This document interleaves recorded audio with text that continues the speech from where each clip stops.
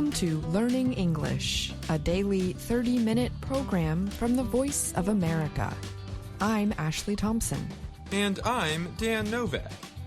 This program is designed for English learners, so we speak a little slower, and we use words and phrases especially written for people learning English. Coming up on the program, Katie Weaver reports on the resignation of Haiti's Prime Minister. Dan Friedel has a story on the threat of mass coral bleaching. I have the education reports on a study that looks at how 15-year-olds learn English. Later, John Russell presents the lesson of the day. But first, Haitian Prime Minister Ariel Henry announced early Tuesday that he would resign once a transitional council is created. The move followed international pressure to save the country from violent criminal groups. Henry announced the decision hours after meeting with leaders of neighboring Caribbean nations and American Secretary of State Antony Blinken. The group met in Jamaica to discuss a solution to Haiti's crisis. They agreed to a joint proposal to establish a transitional council. The government that I'm running cannot remain insensitive in front of this situation. There is no sacrifice that is too big for our country, Henry said in a videotaped statement. The government I'm running will remove itself immediately after the installation of the council. After the announcement, Haitians celebrated in the streets of the capital, Port-au-Prince, dancing and playing music, Reuters news agency reported, based on videos posted on Haitian social media. Henry took power in 2021, following the murder of President Jovenel Moïse. Under Henry's administration, armed criminal groups, called gangs, grew in wealth and power. In late February, Henry traveled to Kenya to secure its support for a United Nations-backed security mission to help Haitian police. However, the violence greatly increased in his absence. It led to the closing of the country's main international airports. Armed gangs have burned police stations and raided two of the country's biggest prisons. The raids resulted in the release of more than 4,000 prisoners. Many Haitians have been killed, and more than 15,000 are homeless after fleeing neighborhoods raided by gangs. Stores are running out of goods. Food and water are lacking. The main port in the capital city is closed, keeping supplies away. Henry arrived in Puerto Rico a week ago, after being barred from landing in the Dominican Republic, Haiti's neighbor. Dominican officials also closed the airspace to flights to and from Haiti. On Monday, Secretary Blinken said the new council would be responsible for meeting the immediate needs of Haitians. They include the deployment of an international security mission to help police fight armed criminals. The U.S. would also provide an additional $100 million to this mission and $33 million in humanitarian aid, bringing the U.S. total promise to $300 million. A UN spokesman said that as of Monday, less than $11 million had been provided to the UN's account for the mission. No financial contributions have arrived since Haiti declared its state of emergency on March 3rd.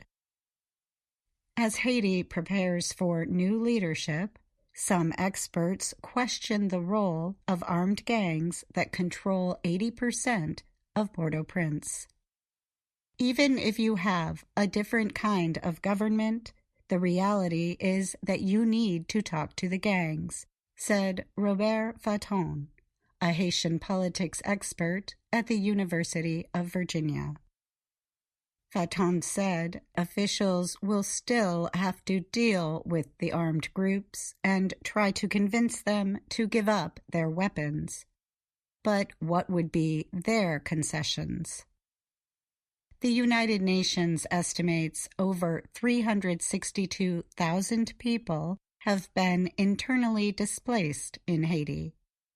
The organization says thousands have been killed in the conflict overall, with widespread reports of rape, torture, and kidnappings since 2021.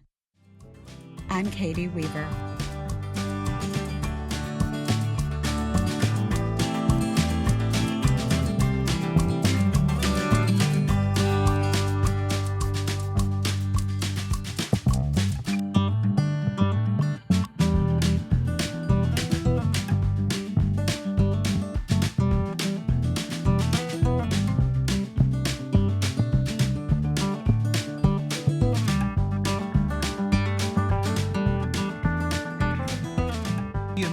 Agency that follows the risk of coral bleaching around the world says the worst bleaching event in the history of the planet may come soon. Those are the words of Derek Manzello, head of NOAA's Coral Reef Watch. NOAA is the National Oceanic and Atmospheric Administration. Manzello said the entirety of the southern hemisphere is probably going to bleach this year. The southern hemisphere is currently in summer and suffering from record-breaking water temperatures. Experts say climate change and the El Niño weather pattern are to blame for the warmer water. Corals are small marine organisms that attach to mineral deposits in the ocean. Collections of the animals form ocean structures that support many kinds of sea life. Bleaching is the term used by experts who see the once colorful coral turn white when water temperatures rise. It is a sign the animals are dying. If corals die or go dormant, they can hurt fishing and tourism industries. The last large coral bleaching event around the world took place from 2014 to 2017. At the time, the Great Barrier Reef off Australia lost nearly 1/3 of its coral. Overall, the world lost 15% of its coral. Corals get their color from small plants called algae that live inside them. The high temperatures stress the coral and cause them to expel the algae. When that happens, the corals lose their color. The algae help the coral stay healthy, and without it, the corals face increasing risk of disease. Observers are concerned that 2024's bleaching will be even worse than the last time. Scientists reported the worst coral bleaching on record in the Caribbean late last year. Manzello said there is coral bleaching all over the place in the southern hemisphere. He said all of the Great Barrier Reef is bleaching, as are reefs in the territory of American Samoa. The El Niño weather pattern always brings warmer ocean temperatures. However, the world just experienced one of the warmest 12-month periods on record. In 2023, temperatures were 1.5 degrees Celsius higher than during pre-industrial times.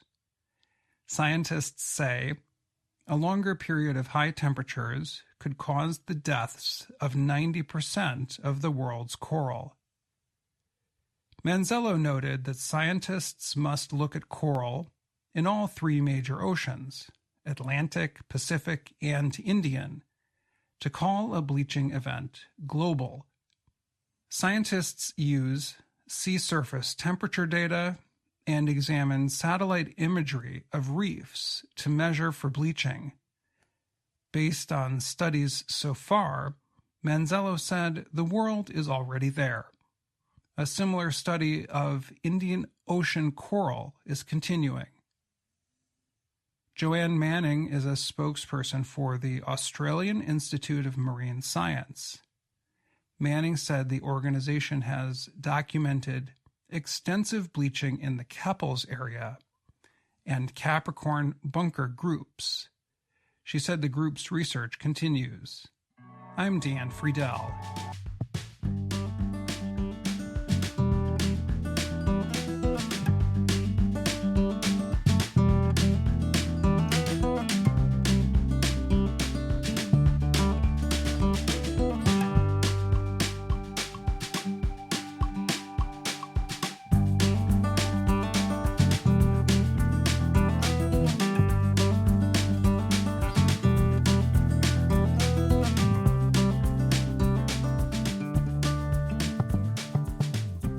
Today's English students have a lot of exposure to the language outside of the classroom.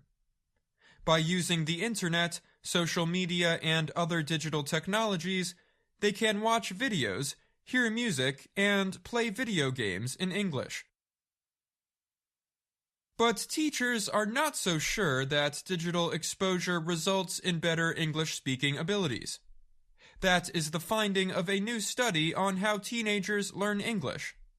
The Organization for Economic Cooperation and Development, or OECD, a group that studies economic activities in large economies, supported the study. The study is called How 15-Year-Olds Learn English. It provides case studies of teaching teenagers English from 5 countries: Finland, Greece, Israel, the Netherlands, and Portugal. The researchers gathered information by visiting schools and observing English lessons in each country. They also interviewed teachers, students, and school administrators. The study findings will be used to support the OECD's 2025 Program for International Student Assessment, PISA, said Katalina Kovacevic. She was one of the study's main researchers. PISA studies the school systems of about 90 countries by measuring the performance of 15-year-olds in reading, writing, and math. In 2025, PISA will aim to measure 22 of those countries' English language skills for the first time. It's an obvious statement that English transcends classroom walls, Krista Rawkins told VOA. She was another one of the researchers for the study. Teens spoke about the ways they used English with people on those sorts of social networking sites and other media. But it was rarer that they were talking about sitting down to learn English via those platforms. Some students in Greece said it is easier to search for English language information on the internet because more of it is available. In the Netherlands, 15-year-olds described watching English YouTube videos. In a written opinion study, half of students in the Netherlands reported always using English when using digital tools. Teachers, however, are unsure whether digital tools are improving students' English knowledge. While teachers said using English platforms might increase students' motivation to learn and help them get used to the language, the platforms are not necessarily teaching them English, Rawkins said. One teacher in Finland, for example, said students might get the false idea that they do not need to study English because of how often they use English outside of school. They think they know it better than I do because they use it in computer games and it's present in their lives all the time, the teacher said. They think they don't have to listen to me in English classes. I feel that is a challenge. Rawkins said there is a slight disconnect between the kind of English students are learning outside of school and the kind of English they're being asked to learn and study in classrooms. Students might feel that studying English at school is just about studying grammar, whereas outside of school, they can communicate and interact in the language, the report said. A large part of OECD's work with PISA, the researchers said, is examining inequities in education. Rawkins said there can be large inequities that arise from the kinds of out-of-school exposure kids get to English. Kids from wealthy families are able to travel to English-speaking countries or attend summer camps where they can speak English to international friends, for example. Some students can pay for private lessons. Kids living in cities were more likely to be using English out and about in their daily lives compared to their counterparts in more rural areas, Rawkins added. There has been a big change in how students are exposed to English outside of school. But within the classroom, things hadn't really changed. The report noted how digital technologies are used within the classroom, but traditional teaching methods like textbooks were still used in every school observed. Teachers in all 5 countries said their students struggled the most with writing and speaking English rather than in reading and listening. Researchers noted that students might feel a lack of self-confidence when it comes to speaking. They might also be less likely to speak and write English outside of school. Outside school, they're doing a lot of reading and listening to English because that's what the majority of their exposure is, particularly when it comes to digital technologies, Rawkins said. They're not doing so much speaking or writing.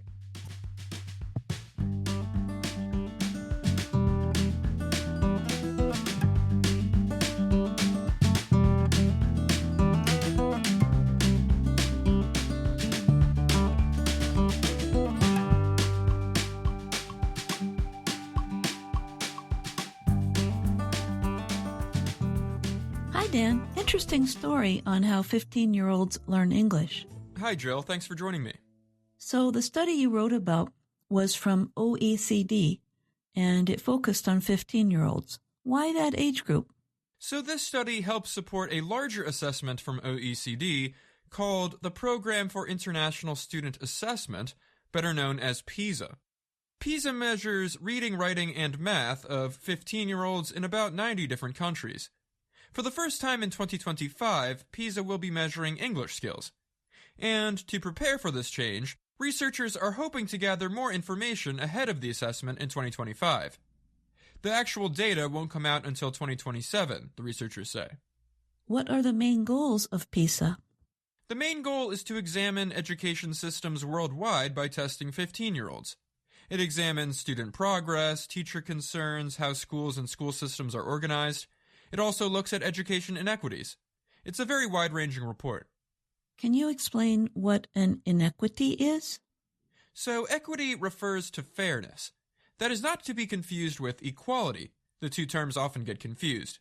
So, in an education context, education equality would mean that all students get the same resources divided equally. But equity would be giving more resources to students in need or those from underprivileged backgrounds. That would make education more fair overall.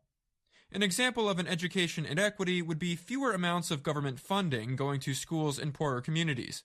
Less funding may mean less pay for teachers, resulting in less skilled teachers in those areas. That would be another inequity. That's a really good point. Thanks for answering my questions, Dan. You're welcome, Joe, and thanks for joining me on the show.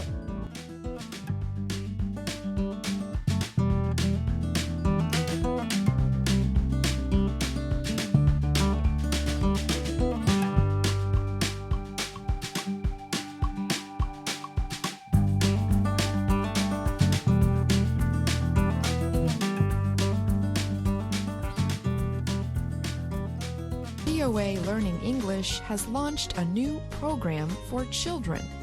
It is called Let's Learn English with Anna. The new course aims to teach children American English through asking and answering questions and experiencing fun situations. For more information, visit our website, learningenglish.voanews.com. In this next report, you will hear about electric school buses in the United States. You will learn a little bit about the past and future of electric school buses across the country. Pay careful attention to the term school district. We will talk more about it after the report. The first electric school buses in the United States began operating about 10 years ago in California. Fewer than 1% of the 489,000 school buses in the U.S. were electric at the end of 2023. However, the number of electric school buses currently operating or that have been ordered from a manufacturer has more than tripled in the last 2 years. That information comes from the Electric School Bus Initiative of the nonprofit World Resources Institute, or WRI, based in Washington, D.C. The WRI said that increase means 10 times as many students now ride electric school buses, from around 20,000 in 2020 to 200,000 3 years later. The number of states with electric bus laws or goals also grew from 2 to 14 between 2020 and last year. People and organizations that want electric school buses can find it difficult to get local officials to find ways to pay for them. It's just a matter of breaking down these barriers, said Alicia Cox. She is a mother of 2 in Jackson, Wyoming. Her state is the only one that does not have a single school district with an electric bus operating or on order. Cox's son, a 2nd grader, often rides a diesel bus to school. Parents and local officials say one of the biggest problems with electric school buses is their cost.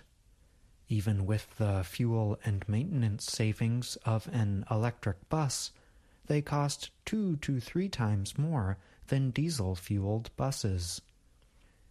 The Environmental Protection Agency says it has a $5 billion program for zero-emissions buses. The money comes from an infrastructure law passed by the U.S. Congress under the administration of President Joe Biden in 2021. Nearly 440 grants and rebates, totaling about $1.8 billion, have already been released. The goal of the federal money is to replace thousands of buses across several hundred school districts in the U.S. Demand for the money has been heartening, said Christine Koester. She is a director for the Clean School Bus Program at the EPA. In addition to federal money, supporters have successfully pushed to use other money. That includes money from federal government legal cases, like the Volkswagen emissions settlement. In that case, the U.S. government brought legal action against the German carmaker for having a system that gave false car emissions results. For school districts that are not receiving federal money, there are other possibilities. These include leasing buses from companies that supply the buses and the equipment needed. This method spreads costs out over time. Dearborn Public Schools is a Detroit-area school district in the Midwestern state of Michigan. 70% of families in the district are poor. Communications Director David Mastonin said the district was interested in new technology when it began operating its first electric bus in December 2022. The district bought an electric school bus with a $300,000 federal grant. The bus has been operational only about 3 of the 12 months since then. That is because of maintenance needs and learning about the device. That is not discouraging Dearborn from moving forward with adding 18 additional electric school buses. But those problems represent a risk other school districts may not want to take. There are other problems slowing the change to electric buses. School districts sometimes take a long time to approve electric buses. Manufacturing of the buses can be delayed, and electric buses require special electrical connections for charging. And, of course, electricity costs money too. Wyoming refused federal money from the EPA because of concerns about how far the buses could travel. There were also concerns about cold temperatures. Wyoming is a very large western state where travel distances are big and, in the winter, temperatures can get very cold. Electric battery performance decreases in cold temperatures. Even though diesel is not as clean, it's getting the job done, Cox said schools and fleet managers tell her. I'm John Russell. Before the report, I asked you to pay careful attention to the term school district. Can you remember when you heard it? You heard the term several times in the report. Let's listen to the first example again. It's just a matter of breaking down these barriers, said Alicia Cox. She is a mother of 2 in Jackson, Wyoming. Her state is the only one that does not have a single school district with an electric bus operating or on order. School district consists of 2 words, school and district. We spell school like this, S-C-H-O-O-L.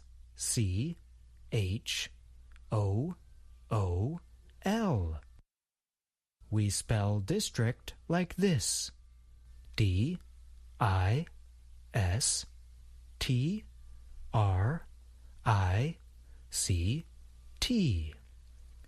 What is a school district? It is an area established by a local government for the administration of public schools. School districts have budgets and are supervised by local government officials. When you learn about the United States, you might hear terms such as states, counties, cities, and so on.